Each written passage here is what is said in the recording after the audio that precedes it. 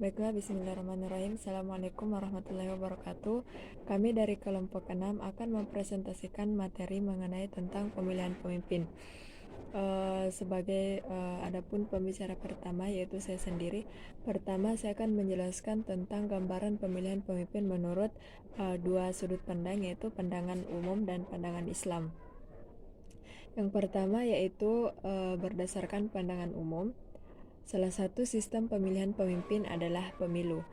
Sistem pemilu, sistem pemilihan yang dianut dan ditetapkan berbagai negara di dunia beraneka macam atau beraneka ragam. Namun pada umumnya disepakati bahwa varian sistem pemilihan setidaknya dapat diklasifikasikan dalam tiga kelompok utama. Yang pertama, sistem pemilihan distrik, yang kedua proporsional, dan yang ketiga yaitu campuran.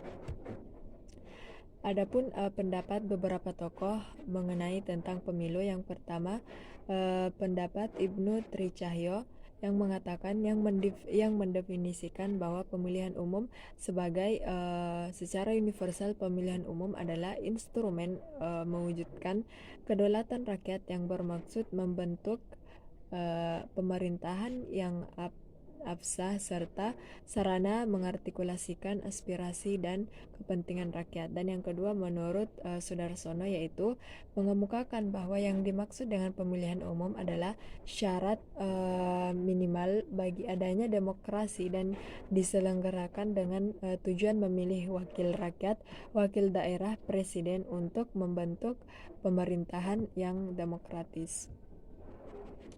Selanjutnya, konsep pemerintahan menurut pandangan umum. Yang pertama, sistem pemerintahan distrik. Nah, bahasan pertama adalah pemerintahan dengan sistem distrik atau sering pula dinamakan dengan single member constituency. Dalam sistem pemerintahan ini, sebuah negara dibagi dalam beberapa distrik atau daerah pemilihan di mana jumlah wakil rakyat yang dipilih jumlahnya sama dengan jumlah distrik tersebut. Bila suatu negara terdiri dari 50 distrik, maka jumlah wakil rakyat yang mewakilinya juga berjumlah 50. Dalam sistem ini berlaku frasa atau the winner takes all, yaitu kandidat terpilih adalah dia yang mendapatkan suara terbanyak dalam sebuah pemilihan tanpa memperhitungkan selisih pemilihan suara. Dengan kata lain, suara kandidat yang kalah dianggap hilang seberapa kecil pun selisih perolehan suara tersebut. Kemudian yang kedua ada sistem pemilihan proporsional, yaitu sistem pemilihan dengan sistem proporsional mempertimbangkan proporsi jumlah kursi dengan jumlah penduduk atau pemilih di sebuah daerah pemilihan. Dalam situasi ini, daerah pemilihan yang memiliki jumlah penduduk yang besar akan mendapatkan jumlah kursi yang lebih besar pula dalam sebuah lembaga perwakilan. Selain itu, dipertimbangkan juga proporsi perolehan suara partai politik untuk dikonversi menjadi kursi yang diperoleh oleh partai politik. Dengan demikian, partai politik dapat mencalonkan lebih dari satu kandidat dalam daerah pemilihan. Juga terbuka peluang bagi partai-partai kecil untuk mendulang kursi dalam daerah pemilihan tersebut. Assalamualaikum warahmatullahi wabarakatuh. Perkenalkan, nama saya Abdul Hasbardin dengan nomor induk mahasiswa 2002 03111063. Di sini saya akan meneruskan dari presentator sebelumnya, ini yang ketiga, sistem pemilihan campur. Dalam sistem pemilihan ini, sebagian anggota lembaga perwakilan dipilih melalui sistem distrik, sedangkan sebagian lainnya dipilih melalui sistem pemilihan proporsional. Hal ini jamak dijumpai dalam sistem pemerintahan sebuah negara yang lembaga legislasinya menganut bikameralisme. Sistem pemilihan campuran menggabungkan antara keterwakilan dengan kondisi geografis dalam suatu negara, sehingga pemilihan tidak menghilangkan suara minoritas, juga memiliki mekanisme keterwakilan berdasarkan wilayah untuk meningkatkan representasi kedaulatan rakyat. Tujuan utama pengangkatan pemimpin negara adalah untuk menjaga agama Allah dan mengurus urusan dunia manusiawi. Karena itu, semua ulama konsensus bahwa mengangkat seorang pemimpin bagi umat hukumnya wajib, yakni fardu kifayah. Jika tidak, maka suatu komunitas akan terjebak ke dalam kondisi jahiliyah zaman dulu Hukum rimba berlaku di mana-mana, selalu berperang dan merebut hak milik komunitas lain.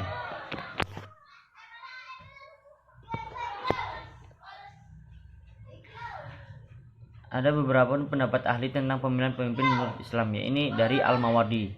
Dalam pandangan Al-Mawardi, yang mengutarakan sistem pemilihan kepala negara melalui pemilihan oleh lembaga ahli bali wa aqdi dan penunjuk langsung oleh kepada negara dahulu. Dan dari Ibnu Taimiyah, dalam pandangan Ibnu Taimiyah yang sangat berusaha memberikan asumsi sistem pemilihan kepala negara harus dilakukan oleh rakyat langsung. Dan ada pun beberapa konsep pemilihan pemimpin dalam Islam, yakni metode pemilihan pemimpin dalam Islam. Dalam sejarah pemerintahan Islam, kita menemukan beberapa cara pemilihan pemimpin kaum muslimin, yakni yang pertama, mandat implisit dari pemimpin sebelumnya dikuatkan dengan baiat, dan yang kedua, mandat eksplisit dari pemimpin sebelumnya. Dan penjelasan selanjutnya akan dijelaskan oleh presentator selanjutnya. Sekian, wassalamualaikum warahmatullahi wabarakatuh. Baik, di sini saya akan melanjutkan. Yang pertama, mandat implisit dari pemimpin sebelumnya yang dikuatkan dengan baiat. Amanat menjadi kepala negara menjadi hak orang yang diberikan mandat atau ditunjuk oleh kepala negara sebelumnya, baik secara implisit maupun eksplisit. Mandat secara implisit dapat dilihat dari isyarat-isyarat yang diberikan Rasulullah SAW kepada Abu Bakar As-Siddiq radhiyallahu anhu, yang kemudian dipahami oleh mayoritas sahabat sebagai petunjuk untuk memilih beliau sebagai khalifah setelah Rasulullah.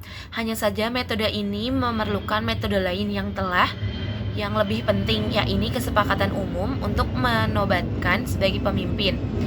Ini terrealisasi setelah para sahabat sepakat membaiat Abu Bakar As-Siddiq radhiyallahu anhu sebagai khalifah kaum muslimin.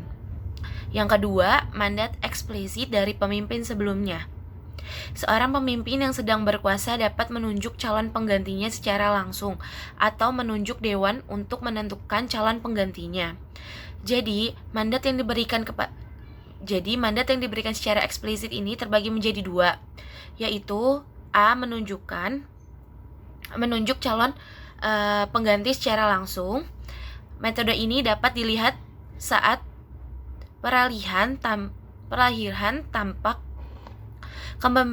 kepemimpinan dari Khalifah Abu Bakar As-Siddiq radhiyallahu anhu kepada Amirul Mukminin Umar bin Khattab radhiyallahu anhu di akhir hayatnya. Khalifah Abu Bakar As-Siddiq radhiyallahu anhu memerintahkan Utsman bin Affan untuk menulis wasiat beliau. Sistem ini juga diterapkan oleh beberapa dinasti pasca masa kepemimpinan khalifah, seperti Khalifah Umayyah, Khalifah Abbasiyah, Khalifah Utsmani, dan seterusnya oleh beberapa dinasti kerajaan Islam sampai kepada kerajaan Saudi Arabia, di mana pemimpin yang berkuasa menunjuk wali al-abdi atau putra mahkota yang akan menggantikan saat ia wafat atau turun tahta. Yang kedua, membentuk komite untuk memilih pengganti. Metode ini mirip dengan sebelumnya, hanya saja metode ini seorang pemimpin menunjuk beberapa mereka menjadi pemimpin berikutnya. Sistem ini diterapkan oleh Amirul Mukminin Umar bin Khattab radhiyallahu anhu sebelum beliau wafat. Beliau membentuk komite yang terdiri dari Utsman bin Affan, Ali bin Abi Thalib, Talha bin Ubaidillah, Abdurrahman bin Auf, Zubair bin Awam, dan Sa'id bin Abi Waqqas radhiyallahu anhu. Kemudian Abdurrahman bin Auf terpilih menjadi ketua komite. Abdullah bin Umar radhiyallahu anhu masuk dalam komite ini, namun hanya berperan memberi masukan dan tak punya hak untuk dipilih karena tak diizinkan oleh ayahnya. Sebagai ketua komite, Abdurrahman bin Auf radhiyallahu anhu mengerahkan seluruh kemampuannya siang dan malam selama 3 hari 3 malam. Beliau mendatangi semua kalangan mulai dari sahabat-sahabat senior sampai para wanita di balik hijab dan anak-anak di tempat belajarnya. Beliau juga minta pendapat orang-orang Baduy dan para pendatang yang tiba di kota Madinah. Beliau mendapati bahwa mayoritas masyarakat lebih mengutamakan Utsman bin Affan. Beliau memperbanyak sholat malam dan sholat istikharah, memohon petunjuk dari Allah Subhanahu wa taala. Hingga akhirnya beliau memilih Utsman bin Affan sebagai khalifah. C. Merebut kekuasaan dengan paksa. Pada hakikatnya metode ini adalah pengecualian sebab Islam tidak membenarkan merebut kekuasaan secara paksa baik menggunakan senjata dan kekerasan maupun kudeta. Seorang muslim yang melakukan kekerasan dan penumpahan darah demi merebut kekuasaan dan menanggung dosanya, apalagi jika ia tidak memenuhi kriteria pemimpin sesuai syariat Islam. Namun jika kemudian ia menang dan kekuasaannya eksis, maka wajib bagi kaum muslimin untuk menantinya dalam perkara makruf dan bukan maksiat. Karena jika ia dilawan atau diperangi, dampak negatif yang timbul akan lebih besar dan merugikan kaum muslimin secara umum.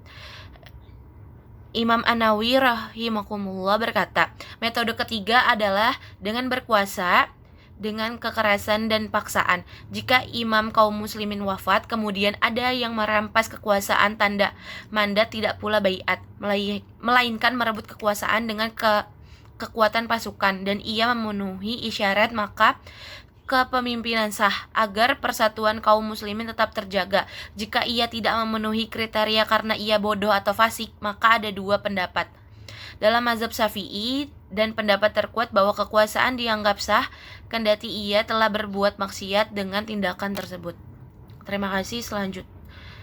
Akan dilanjutkan oleh presentator selanjutnya. Dengan demikian, dapat disimpulkan bahwa Islam tidak mewajibkan metode tertentu yang wajib diikuti dalam pemilihan pemimpin. Setiap sistem yang disepakati dan diridai oleh rakyat dan kaum muslimin yang dengannya kedaulatan dan persatuan terbentuk serta tujuan utama dipilihnya pemimpin dapat terrealisasi, maka ia termasuk cara yang diperbolehkan, meski tidak sama persis dengan metode-metode yang diterapkan pada masa Khulafaur Rasyidin atau pada masa sahabat. Dukungan dan hambatan jika diterapkan di Indonesia. Berbicara mengenai dukungan dan hambatan jika diterapkan di Indonesia, sistem pemilihan pemimpin secara Islam pastinya mendapat respon dan dukungan yang sangat baik. Akan tetapi, dukungan tersebut kemungkinan besar hanya datang dari kalangan umat beragama Islam. Mengapa demikian? Karena kita ketahui bahwasanya di Indonesia sendiri bukan hanya umat beragama Islam yang tinggal di Indonesia, tetapi ada umat beragama Kristen, Hindu, dan Buddha. Karena di dalam agama Islam sudah diterangkan dan dijelaskan bagaimana sajakah kriteria dan juga tata cara pemilihan pemimpin yang baik. Dan juga apabila diterapkan sistem Islam, hal ini tentu saja lebih menguntungkan bagi umat Islam itu sendiri, yaitu umat Islam sebagai agama mayoritas di Indonesia. Dan juga pastinya lebih mendatangkan ketenangan di dalam hati umat Islam. Kenapa? Karena pemimpin mereka berasal dari agama yang sama dari agama mereka, yaitu agama Islam. Yang mana kemungkinan peraturan-peraturan yang akan dibuat atau disetujui oleh pemerintah tersebut berlandaskan Islam, dan juga mungkin agak sedikit membuat ribet umat-umat selain umat Islam. Hal ini juga disebabkan dalam hadis Nabi SAW yang menganjurkan pemimpin suatu negara haruslah beragama Islam. Nah, hadis ini benar adanya. Hal inilah yang membuat negara yang mayoritas Islam agak merasa tidak tenang apabila pemimpin mereka bukanlah berasal dari agama Islam. Kemudian daripada itu, bukan hanya dukungan yang diterima dari ide-ide di atas, melainkan juga banyak kontrasepsi dan hambatan dalam pelaksanaannya. Nah, di sini ada sedikit kendala-kendala dalam pelaksanaannya. Mengapa demikian? Hal ini tentu saja disebabkan oleh negara Indonesia yang bukan merupakan negara Islam, akan tetapi negara yang mayoritas beragama Islam. Kita sudah mengetahui semboyan negara kita itu Bhinneka Tunggal Ika, Dan juga yang menjadi kendala adalah negara kita tidak dapat mencukupi syarat bila ingin dilaksanakan pemilihan pemimpin yang berdasarkan dengan aturan agama Islam. Adapun juga staf-staf yang bekerja di pemerintahan Indonesia bukan hanya beragama Islam, akan tetapi juga ada yang beragama selain dari agama Islam. Selain itu, kita juga harus mengingat dan menimbang bahwa jika menetapkan pemilihan pemimpin secara agama Islam, tentu saja yang menjadi kandidat adalah wajib berasal dari agama Islam. Dan menjadi pertanyaan adalah bagaimana bila seorang yang bukan berasal dari Islam akan tetapi dia layak dan mampu mengemban amanah dan kompeten dan mampu menjadi pemimpin yang baik. Hal ini bila jawab dari segi kenegaraan tentu lebih diutamakan yang lebih kompeten. Akan tetapi jika dipandang dari segi agama, akidahlah yang paling utama, iaitu beragama Islam. Wallahu a'lam bishawab. Berikutlah sekian dari pemaparan kelompok kami. Lebih dan kurangnya saya mohon maaf karena kesempurnaan hanya milik Allah. Billahi taufik wal hidayah. Assalamualaikum warahmatullahi wabarakatuh.